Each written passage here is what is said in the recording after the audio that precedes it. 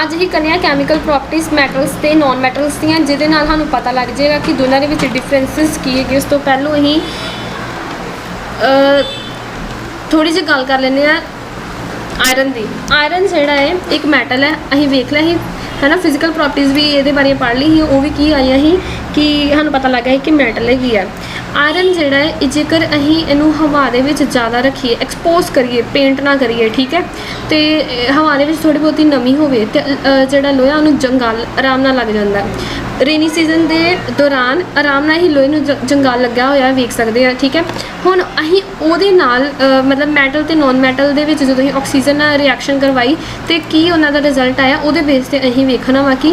इन्हां दे chemical properties के दौरान कि असीं इन्हां नूं डिस्टिंग्विश किस तरह कर सकते हैं। सब तो पहलों असीं इत्थों तक इन्हां ने यही कहा कि लोहे नूं जंगाल लग गया, रस्ट जिहड़ी फॉर्म हो गई। कहते तो छोटे होंदे एक होर रिएक्शन जी करदे हुंदे ही, एक होर दी एक्टिविटी कीती ही मैग्नीशियम रिबन दी। इहदे च की हुंदा ही मैग्नीशियम रिबन नूं जदों ही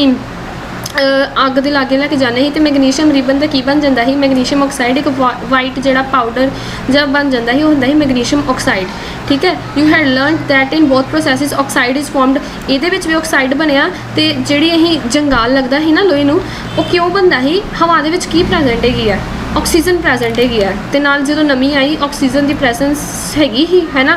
तो लोहे नूं की लग गया जंगाल, तो उहदे विच भी ऑक्साइड बनया। जंगाल असल विच ऑक्साइड हुंदा है। हुण मैग्नीशियम का भी ऑक्साइड बनया तो लोहे का भी की बन गया, ऑक्साइड बन गया, ठीक है। Complete the following reaction of iron. हुण ये की होया, कहते कंप्लीट करो, मैं कर दिंदी हां। हुण आयरन है, ऑक्सीजन है, वाटर है, ये की ये मिल के जंगाल ही लग जाएगा ना, जंगाल लग जाएगा, रस्ट लग जाएगी है ना, तो वह फॉर्मूला की है Fe2O3.NH2। एन की कोई भी वैल्यू हो सकती है, डिपेंड करता कि वाटर के मॉलीक्यूल्स किन्ने गए। हुण इन्हों करीदा है बैलेंस, पर तुहाडे सिलेबस ते तुहाडे लैवल ते नहीं हैगा, वो 10th क्लास के लैवल ते हैगा। हुण ये हैगा मैग्नीशियम ते नाल है ऑक्सीजन, ठीक है। तो ये थल्ले की किया इन्होंने मैग्नीशियम की ऑक्सीजन के नाल रिएक्शन करवाई, मैग्नीशियम ऑक्साइड बनाया। ये भी बैलेंसिंग होंदी है, पर तुहाडे लैवल ते नहीं हैगी। ये की होएगा 2 mg आएगा, तो वो तो 2 है ही, तो ये 2 लग जाएगा, पर तुहाडे लैवल तो नहीं हैगा। सिर्फ यही करना है कि मैग्नीशियम ऑक्साइड। हुण असीं नेचर चैक करना है, ठीक है, कि रस्ट का तो कि मतलब की हैगी आ, एसिडिक है या बेसिक है। सब तो पहले असीं ले लिया रस्ट, ले ली, उन्होंने पानी दे विच घोल लिया, रस्ट ने सस्पेंड कर जाना पानी दे विच, चंगी तरह घोलो, सस्पेंशन जी बन जानी। फिर 2 तरह के लिटमस पेपर होंगे, एक होंदा रैड, एक होंदा ब्लू। रैड जो ब्लू दे विच चेंज हो जाए, यदा मतलब कि वो बेसिक है, पर जेकर blue red they which change हो जाए ना, यदा मतलब वो एसिडिक है, ठीक है। ये की होया, हुण असीं वो वेखदे, कहंदे test the solution with red and blue litmus paper, मतलब दोनों दे नाल कर लो, ठीक है। वट डू यू ऑब्जर्व, ये ऑब्जर्व की करांगे ही, एक दे विच ही रखिया वा रैड तो दूजे च ही रखिया वा ब्लू लिटमस पेपर। रैड ने ब्लू विच चेंज कर जाना, ब्लू ने ब्लू ही रहना, ब्लू दे विच चेंज कर गया, यदा मतलब रस्ट की गई है, बेसिक नेचर की गई है, ठीक है, बेसिक नेचर की गई रस्ट। तो अगों कहते हुण जिहड़ा पित्तल है, पित्तल के भांडे भी वो भी कहते जंगाले जाते हैं, कहते वो मैं ग्रीन ग्रीन कलर की जी सरफेस पर एक ग्रीन लेयर जी एक वेखी जी डिपोजिट हुई होंगी है। तो वो कहते हुण असीं कॉपर का भी वेखना वा कि वह जी ग्रीन ग्रीन जी चीज़ लगी है, वह नेचर की है। हम कॉपर का भांडा जो एक्सपोज होया है मॉइस्ट के एयर के, मॉइस्ट एयर के बड़े टाइम तो वो ग्रीन ग्रीन कलर की कोटिंग आ गई। ग्रीन कोटिंग जी है कादी हैगी, वो कादे दे नाल उन्हें रिएक्शन करवाई, मॉइस्ट एयर के नाल। मॉइस्ट एयर का मतलब एयर के ऑक्सीजन भी प्रेजेंट है, बाकी गैसा भी प्रेजेंट है ना। मॉइस्ट है मतलब वाटर भी ये प्रेजेंट है। और ग्रीन कलर की कोटिंग कादी बनी हुई है,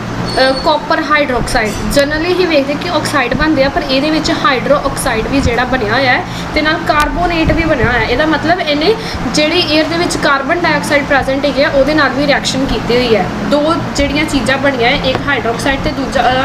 कार्बोनेट बनया हुआ है, ठीक है। यह है कॉपर की रिएक्शन हुई पानी नाल कार्बन डाइऑक्साइड के नाल ऑक्सीजन, 3 चीज़ों के नाल रिएक्शन हुई, तो इन्हें की बना लिया हाइड्रोक्साइड ते कार्बोनेट। हुण कहते एक्टिविटी दोबारा चेता करो, वही मैग्नीशियम रिबन वाली, वो जी ऐश बनी मिली ही, वो कादी ही, वो सानू मिली ही मैग्नीशियम ऑक्साइड की, है ना। तो वह जोड़ा नेचर की है एसिडिक है कि बेसिक है इज द सॉल्यूशन एसिडिक और basic how can you ascertain this you must have observe that the red litmus turn blue कहते ਉਹਦੇ ਵਿੱਚ ਵੀ ਜਿਹੜਾ ਰੈੱਡ ਲਿਟਮਸ ਆ ਬਲੂ ਚ ਚੇਂਜ ਹੋ ਗਿਆ so oxide of magnesium is also basic in nature ਸਾਨੂੰ ਪਤਾ ਹੈ ਜਦੋਂ ਰੈੱਡ ਲਿਟਮਸ ਪੇਪਰ ਜਿਹੜਾ ਬਲੂ ਵਿੱਚ ਚੇਂਜ ਹੋ ਜਾਵੇ ਉਦੋਂ ਬੇਸਿਕ ਹੁੰਦਾ ਨੇਚਰ ਇਨ ਜਨਰਲ ਕਹਿੰਦੇ ਹੀ ਵੇਖਿਆ ਜਿਹੜਾ ਹੈਗਾ ਆਇਰਨ ਉਹਦਾ ਵੀ ਬੇਸਿਕ ਨੇਚਰ ਆਇਆ ਆ ਮੈਗਨੀਸ਼ੀਅਮ ਰਿਬਨ ਇਹਦਾ ਵੀ ਬੇਸਿਕ ਨੇਚਰ ਆ ਅਸੀਂ ਕੀ ਵੇਖਿਆ ਕਾਪਰ ਦਾ ਵੀ ਬੇਸਿਕ ਹੀ ਆਣਾ ਇਹ ਕੀ ਵੇਖਿਆ general in general metallic oxide ਇਹ ਸਾਰੇ ਮੈਟਲਸ ਹੈਗੇ ਹੀ ਤੇ ਇਹਨਾਂ ਦੇ ਜਿਹੜੇ ਆਕਸਾਈਡ ਬਣੇ ਆ ਇਹਨਾਂ ਦਾ ਨੇਚਰ ਕੀ ਹੈਗਾ ਬੇਸਿਕ ਹੈਗਾ ਠੀਕ ਹੈ ਹੁਣ ਅਸੀਂ ਮੈਟਲ ਦਾ ਕਰ ਲਿਆ ਹੁਣ ਅਸੀਂ ਕਰਨਾ ਵਾ ਨੌਨ ਮੈਟਲ ਦਾ ਨੌਨ ਮੈਟਲਸ ਦੀ ਆਕਸਾਈਡਸ ਦੀ ਅਸੀਂ ਸਟੱਡੀ ਕਰਨੀ ਆ ਮਤਲਬ ਉਹਨਾਂ ਦੀ ਆਕਸੀਜਨ ਦੇ ਨਾਲ ਅਸੀਂ ਕਰਵਾਉਣੀ ਆ ਰਿਐਕਸ਼ਨ ਠੀਕ ਹੈ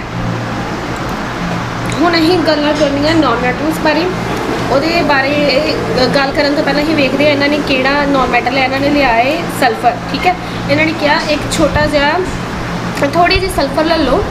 ਡਿਫਲੈਕਟੇਟਿੰਗ ਸਪੂਨ ਦੇ ਵਿੱਚ ਆ ਹੁੰਦਾ ਡਿਫਲੈਕਟੇਟਿੰਗ ਸਪੂਨ ਠੀਕ ਹੈ ਜੇ ਕਹਿੰਦੇ ਅਵੇਲੇਬਲ ਨਹੀਂ ਹੈਗਾ ਢੱਕਣ ਤੇ ਤਾਰ ਦੇ ਨਾਲ ਤੁਸੀਂ ਬਣਾ ਲਓ ਠੀਕ ਹੈ ਇਹਦੇ ਵਿੱਚ ਸਲਫਰ ਪਾਈ ਥੋੜੀ ਅਮਾਊਂਟ ਫਿਰ ਇਹਨੂੰ ਹੀਟ ਕੀਤਾ ਜਦੋਂ ਇਹਨੂੰ ਹੀਟ ਕੀਤਾ ਤੇ ਆਹ ਵਾਲੇ ਗੈਸ ਜਾਰ ਦੇ ਵਿੱਚ ਇਹਨੂੰ ਪਾਇਆ ਤੇ ਗੈਸ ਜਿਹੜੀ ਬਣਨੀ ਸਟਾਰਟ ਹੋ ਗਈ ਇੱਥੇ ਹੀ ਗੈਸ ਬਣਨੀ ਸਟਾਰਟ ਹੋ ਗਈ ਜਦੋਂ ਇਹਨੂੰ ਹੀਟ ਕੀਤਾ ਗੈਸ ਜਾਰ ਦੇ ਵਿੱਚ ਪਾਇਆ ਇਹਨੂੰ ਹੀ ਢੱਕਤਾ ਤਾਂ ਕਿ ਗੈਸ ਬਾਹਰ ਨਾ ਨਿਕਲ ਜਾਏ ਫਿਰ ਅਸੀਂ ਇਹਨੂੰ ਬਾਹਰ ਕੱਢ ਲੈਣਾ ਵਾਲੇ ਸਪੂਨ ਨੂੰ ਢੱਕਣ ਜਿਹੜਾ ਅਸੀਂ ਚੇਂਜ ਕਰ ਦੇਣਾ ਉਹ ਵਾਲਾ ਕਰ ਦੇਣਾ ਜਿਹੜਾ ਚੰਗੀ ਤਰ੍ਹਾਂ ਬੰਦ ਹੋ ਜਾਵੇ ਠੀਕ ਹੈ ਫਿਰ ਇਹਦੇ ਵਿੱਚ ਪਾਣੀ ਪਾ ਕੇ ਚੰਗੀ ਤਰ੍ਹਾਂ ਉਹਨੂੰ ਸ਼ੇਕ ਕਰ ਦੇਣਾ ਆਪਾਂ ਠੀਕ ਹੈ ਸ਼ੇਕ ਕਰਨਾ ਮਤਲਬ ਹਿਲਾਣਾ ਡੁਲਾਣਾ ਇੱਥੇ ਨਾਲ ਲਿਖਿਆ add a small quantity of water into the tumbler and quickly replace the lid shake the tumbler well check the solution with red ਹੁਣ ਜਦੋਂ ਅਸੀਂ ਪਾਣੀ ਦੇ ਵਿੱਚ ਗੈਸ ਜਿਹੜੀ ਉਹ ਮਿਕਸ ਹੋ ਗਈ ਜਦੋਂ ਇਹਨੂੰ ਹਿਲਾਇਆ ਫਿਰ ਅਸੀਂ ਉਹਦਾ ਨੇਚਰ ਚੈੱਕ ਕਰ ਸਕਦੇ ਹਾਂ ਕਿ ਕਿਹੜਾ ਹੈਗਾ ਕਿਹੜੇ ਪੇਪਰ ਦੇ ਨਾਲ ਲਿਟਮਸ ਪੇਪਰ ਦੇ ਨਾਲ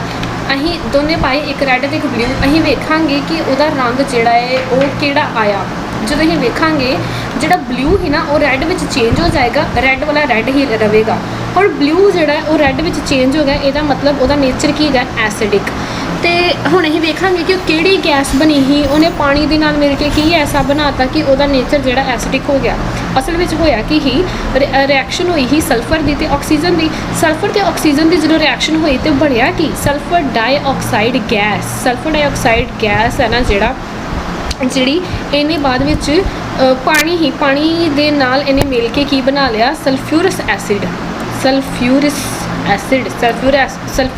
ਬਣਾ ਲਿਆ ਤੇ ਇਹਦੇ ਕਰਕੇ ਜਿਹੜਾ ਹੈਗਾ ਹੀ ਲਿਟਮਸ ਪੇਪਰ ਬਲੂ ਚੋਂ ਰੈੱਡ ਜਿਹੜਾ ਵਾ ਉਹ ਚੇਂਜ ਹੋ ਗਿਆ ਤੇ ਲਿਖਿਆ sulphurous acid turns blue litmus paper red ਠੀਕ ਹੈ ਇਹਦਾ ਮਤਲਬ ਜਿਹੜੇ ਨੌਨ ਮੈਟਲਸ ਤੇ ਆਕਸਾਈਡਸ ਹੈਗੇ ਆ ਉਹ ਐਸਿਡਿਕ ਹੁੰਦੇ ਆ ਜਿਹੜੇ ਮੈਟਲਸ ਤੇ ਆਕਸਾਈਡ ਹੈਗੇ ਆ ਉਹ ਬੇਸਿਕ ਹੁੰਦੇ ਆ ਐਕਸੈਪਸ਼ਨਸ ਹੁੰਦੀਆਂ ਹੈ ਪਰ ਜਨਰਲੀ 10th ਕਲਾਸ ਦੇ ਲੈਵਲ ਤੇ ਅਸੀਂ ਇਹੀ ਕਵਾਂਗੇ ਮੈਟਲਸ ਤੇ ਆਕਸਾਈਡ ਕਹਿੰਦੇ ਬੇਸਿਕ ਨੌਨ ਮੈਟਲਸ ਹੁੰਦੇ ਐਸਿਡਿਕ ਹੁਣ ਕਹਿੰਦੇ ਬਾਕੀ ਜਿਹੜੀਆਂ ਤੁਸੀਂ ਵੇਖਿਆ ਲੈਬੋਰਟਰੀ ਦੇ ਵਿੱਚ ਐਸਿਡ ਵਗੈਰਾ ਉਹਨਾਂ ਦਾ ਤੁਸੀਂ ਦੱਸੋ ਹੁਣ ਅਸੀਂ ਕਰਾਉਣੀ ਆ ਰਿਐਕਸ਼ਨ ਕਰਵਾਉਣੀ ਆ ਪਾਣੀ ਦੇ ਨਾਲ let us C how metals and non metals react with water sodium metal ਜਿਹੜੀ ਬੜੀ ਜ਼ਿਆਦਾ ਰਿਐਕਟਿਵ ਹੁੰਦੀ ਹੈ ਬਹੁਤ ਜ਼ਿਆਦਾ ਰਿਐਕਟਿਵ ਹੁੰਦੀ ਸੋਡੀਅਮ ਮੈਟਲ ਜਿਹੜੀ ਹੈ ਇਹ ਸੌਫਟ ਵੀ ਬੜੀ ਹੁੰਦੀ ਹੈ ਅਸੀਂ ਪਿੱਛੇ ਪੜ੍ਹਿਆ ਸੀ ਇਹਦੀ ਫਿਜ਼ੀਕਲ ਨੇਚਰ ਹੈ ਨਾ ਫਿਜ਼ੀਕਲ ਪ੍ਰੋਪਰਟੀ ਕਿ ਨਾਈਫ ਦੇ ਨਾਲ ਵੀ ਇਹਨੂੰ ਕੱਟ ਕੀਤਾ ਜਾ ਸਕਦਾ ਇਟ ਰਿਐਕਟਸ ਵਿਗਰਸਲੀ ਵਿਦ ਵਾਟਰ ਮਤਲਬ ਬਹੁਤ ਤੇਜ਼ੀ ਦੇ ਨਾਲ ਰਿਐਕਟ ਕਰ ਜਾਂਦੀ ਹੈ ਆਕਸੀਜਨ ਦੇ ਨਾਲ ਤੇ ਪਾਣੀ ਦੇ ਨਾਲ ਹੁਣ ਜੇਕਰ ਪਾਣੀ ਦੇ ਨਾਲ ਤੇ ਆਕਸੀਜਨ ਦੇ ਨਾਲ ਰਿਐਕਟ ਕਰ ਜਾਂਦੀ ਹੈ ਤੇ ਇਹਨੂੰ ਰੱਖਣਾ ਕਿਸ ਤਰ੍ਹਾਂ ਫਿਰ ਇਹਨੂੰ ਕਿਹਦੇ 'ਚ ਰੱਖਦੇ ਆ ਕੈਰੋਸੀਨ ਆਇਲ ਮਿੱਟੀ ਦੇ ਤੇਲ ਦੇ ਵਿੱਚ ਕੈਰੋਸੀਨ ਦੇ ਵਿੱਚ ਇਹਨੂੰ ਭਿਉਂ ਕੇ ਰੱਖਦੇ ਆ ਤਾਂ ਕਿ ਇਹ ਆਕਸੀਜਨ ਦੇ ਤੇ ਪਾਣੀ ਤੇ ਡਾਇਰੈਕਟ ਕੰਟੈਕਟ ਦੇ ਵਿੱਚ ਨਾ ਆਵੇ ਕਿਉਂਕਿ ਇੱਕ ਤਰ੍ਹਾਂ ਹੀ ਕਹਿ ਸਕਦੇ ਇਹਨੂੰ ਅੱਗ ਲੱਗ ਜਾਂਦੀ ਹੈ ਠੀਕ ਹੈ ਸੋਡੀਅਮ ਕੀ ਹੈ ਮੈਟਲ ਹੀ ਹੈ ਠੀਕ ਹੈ ਆਹ ਵੇਖੋ ਇਹਨਾਂ ਨੇ ਸ਼ੋ ਵੀ ਕੀਤਾ ਹੋਇਆ ਰਿਐਕਸ਼ਨ ਸੋਡੀਅਮ ਵਿਦ ਵਾਟਰ ਕਹਿੰਦੇ ਹੁਣ you observed that sodium react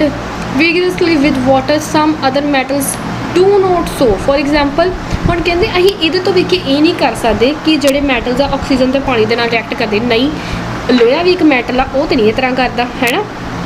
ਉਹ ਪਾਣੀ ਨਾਲ ਬਹੁਤ ਹੌਲੀ ਰਿਐਕਟ ਕਰਦਾ ਹੈ ਪਾਣੀ ਦੇ ਨਾਲ ਬਹੁਤ ਹੌਲੀ ਹੌਲੀ ਰਿਐਕਟ ਕਰਦਾ ਹੈ। Generally non metals do not react with water. ਹੁਣ ਇਹਦਾ ਮਤਲਬ ਹੈ ਮੈਟਲਸ ਪਾਣੀ ਦੇ ਨਾਲ ਰਿਐਕਟ ਕਰਦੇ ਆ, ਕਈ ਹੌਲੀ ਕਰਦੇ ਆ, ਕਈ ਬਹੁਤ ਤੇਜ਼ ਕਰਦੇ। ਸੋਡੀਅਮ ਬਹੁਤ ਤੇਜ਼ ਕਰ ਦਿੰਦਾ ਹੈ, ਆਇਰਨ ਜਿਹੜਾ ਹੈ ਉਹ ਬਹੁਤ ਸਲੋ ਕਰਦਾ ਹੈ, ਠੀਕ ਹੈ, ਬਹੁਤ ਜ਼ਿਆਦਾ slow. Generally non-metals do not react with water they may be very reactive in air। non-metals ਜਿਹੜੇ ਆ ਉਹ ਪਾਣੀ ਦੇ ਨਾਲ ਰਿਐਕਟ ਨਹੀਂ ਕਰਦੇ,